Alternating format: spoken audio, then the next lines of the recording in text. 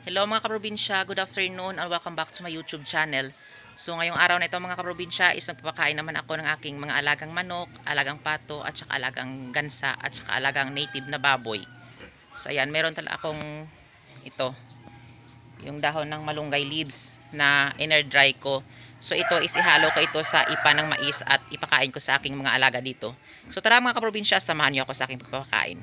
So yan, ito na mga kaprobinsyang yung dahon ng malunggay na inner dry ko. So ayan mga kaprobinsya, kung meron kayong mga balunggay na ganyan na madami na nalalagas lang, so air dry nyo mga kaprobinsya para dagdag pa rin pakain sa inyong mga alagang manok, gansa, pato, baboy. Kasi mas maganda talaga ito at 7 times na mas mataas yung vitamin C. So antibiotic na hindi magkakasakit yung ating mga alagang manok, alagang pato. So ayan, lagi natin tatandaan mga kaprobinsya na ang air dry natin at wag nating i-direct sa sunlight kasi yung mga nutrients na nandito sa na ito, kapag nakadirekta siya sa sunlight is makukuha talaga ng ng araw. So wala na siyang vitamins. So kailangan talaga na sa loob ng bahay or sa loob ng mga kubo. Ayan. Ayan, so ito nangyari. So, di ba? So ayan, haluan ko siya ng ng ipa ng mais. Ayan. At lagyan ko ng mamaya. Ayan.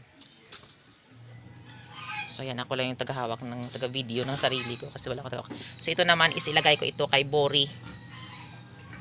Ayan, sa aming alagang baboy na barako. So ayan, lagyan natin ng tubig. Ayan, ihalo lang natin. Ayan, mekos lang natin. Ayan, mekos. So ayan mga kaprobinsya, hindi lang talaga ito na for content, for vlogs, is para ding perong makukuha din ng mga nutrients yung ating mga yung ating mga vitamins, yung ating mga alagang manok, at saka para mas ma-share din yung mga nalalaman. Ayan.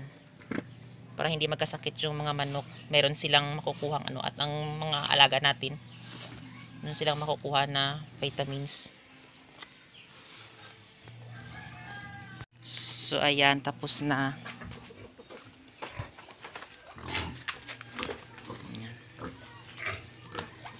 Ayan. Chuk chuk chuk chuk chuk chuk chuk chuk.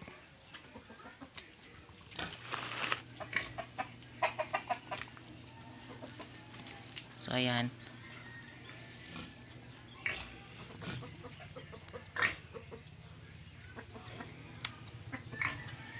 Sa mga kaprobinsya is pa lang ngayon is 3:30. Sumaga ako nagpakain. So ngayon wala ditong mga manok. So ayan. Ayan, mga pato lang nandito. Siguro nandun pa sila sa galaan. Kasi kanina is maaga akong nagising, mga 5. Ako nagpakain sa kanila ng umaga, mga 5:30. So maaga. So ngayon, maaga din ako magpapakain kasi gutom na sila. Ayan. Nandun pa yung manok sa kabila. Nagsigala. Shh! Hoy! Huwag mo kainin. Ito yung yung tira. Is lagyan ko ito at pakain kay Bori sa aming barako na na baboy. So ayan.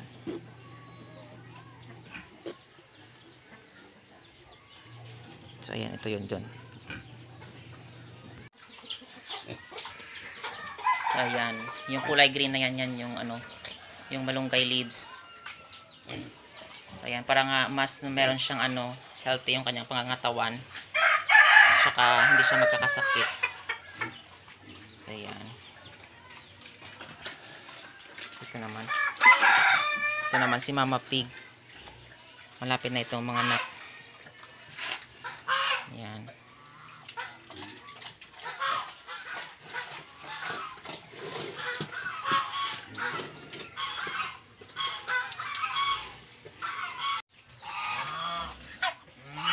So yan mga kaprobinsya, dalawa lang silang nanggingain. So yan, tapos na kumain yung isa. Ayan.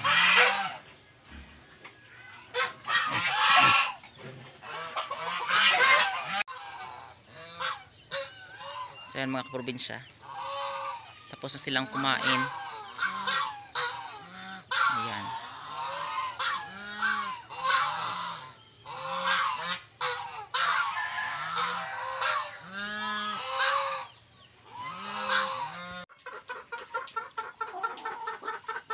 So ayan. So yan mga kaprobinsya, kumakain sila niyan. Ayan. So yan yung ipa ng mais na merong malunggay leaves. So, yan.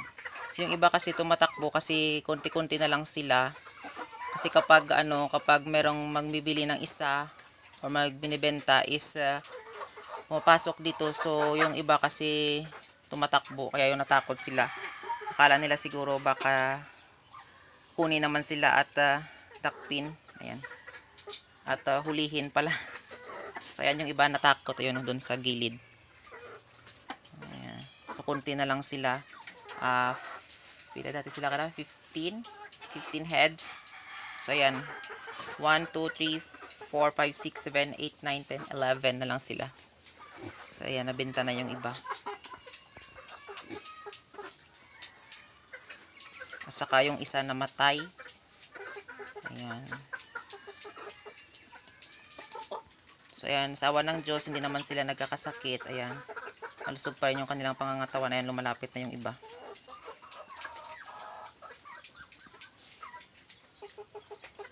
Ayan. So ayan, itong dalawa is meron din silang commercial feeds na yung kinakain nila. Pero nilalagyan ko din ng ayan, kinakain nila din yan. Lagyan ko din ng ng tawag dito, ng air dry na na dahon ng malunggay leaves. Para masanay din sila. Kasi ito gawin itong inahin. At ito namang isa yung ipebenta. Para mas malusog yung pangangatawan at hindi magkakasakit. So, kailangan talaga na masanay sa pagkain ng ng mga tawag dito, ng mga dahon-dahon na mayroong makukuha ng mga nutrients at mga vitamins. So ayan nakikita nyo naman sila, ayan nagtitipon-tipon naman sila. Kasi alam nila na wala ako doon. Ayan. Alam nila na malayo ako. Kaya ayan. Nagsitipon sila. Ayan. Kasi natatakot na talaga sila na baka baka kunin.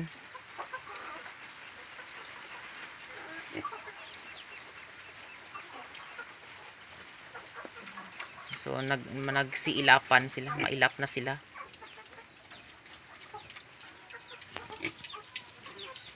Ito, natapos na silang kumain. So ayan, doon na yung isang baboy. Ayan. Kinuha na nila at doon na nila tinali sa sa labas. Ayan. So ngayon masama naman na yung panahon. Parang dumidilim naman yung kapaligiran. Ayan. So baka mamaya is babagsak din yung ulan. Ayan.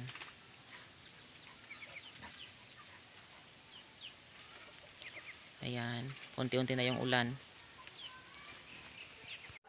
So mga kaprobinsya, yung dahon ng dahon ng malunggay leaves na yon is madami kami doon sa sa itaas doon sa bahay namin, sa gilid ng bahay namin. So madami doon. So yung iba mga kaprobinsya is pinutol na namin at tinanim ulit yung dulo. At yung iba is meron naghingi. So meron talagang nanghihingi ng mga ng mga dahon ng ng malunggay. So ayun, yung doon lang yun sa itaas lang kinukuha nila. Yung sa ibaba is hindi na. Yung parang yellow na, yung dilaw na ang kanyang dahon is hindi na nila kinukuha. So sayang yun mga kaprobinsya. Ayan, yung mga ganyan is kinukuha ko talaga at doon dinadala ko sa bahay at in-air dry ko doon. Para kahit paano mapakinabangan pa. Kasi noon, nung nag-air dry ako mga kaprobinsya is nakalimutan ko na kung saan ko nilagay is doon pala sa ilalim ng folding bed. Hindi ko po alam kung saan ko nalagay. So hanap ako ng hanap, hindi ko nakalimutan. Siguro mga 4 na buwan ko nakita. is maganda pa rin yung yung dahon ng ng malunggay leaves at hindi siya hindi siya nagkakasira-sira. At yun, pinakain ko din sa mga alagang manok, alagang alagang pato, at saka sa alaga akong baboy na native pigs. At okay rin mga kaprobinsya. Yun na talaga mga kaprobinsya, yung kagandahan ng ng malunggay leaves kapag in-air dry mo siya is abot talaga siya ng 4 na buwan or 5 buwan talaga. So nakikita ko talaga doon sa sa Thailand, Vietnam, yan yung ginagamit nila na nilalagay nila sa sa capsule na tinitake ng tao.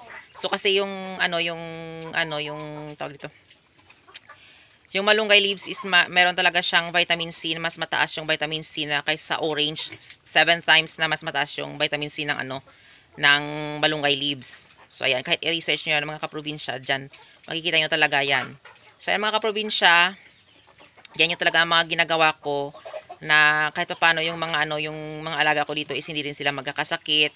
Minsan nagkakasakit din pero pabilisan lang din at gagaling din sila kasi meron sila talagang mga tawag ito, mga hindi lang commercial feeds yung pinapakain ko sa kanila, kundi meron din silang mga gulay-gulay na pinapakain sa kanila. Kahit pa paano masanay din sila na kapag wala ng commercial feeds is masanay din sila kumain ng mga ng mga tawag dito, mga Tricantera gigantea or Madrid agua.